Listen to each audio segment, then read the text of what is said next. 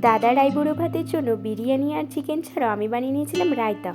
তো সেটাতে আমি অ্যাড করেছিলাম চাট মশলা, বোঁদে আর কিছু ভেজিটেবলস। দেন সেটাকে ফ্রিজে রেখে দিয়েছিলাম ঠান্ডা হওয়ার জন্য। ততক্ষণে বানিয়ে নিয়েছিলাম পায়েস। পায়েসটা স্পেশালি বাবার বার্থডের জন্যই ছিল, বাট দাদাকেও দিয়েছিলাম। আর মা যেহেতু আম চাটনি বানিয়েছিল তাই আমি একটু পাঁপড় ভেজে নিলাম। And that was my look in sari.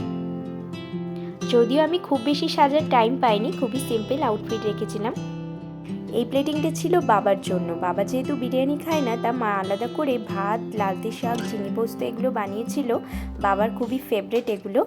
আর আমি বাবাকে খাইয়ে দিলাম পায়েস।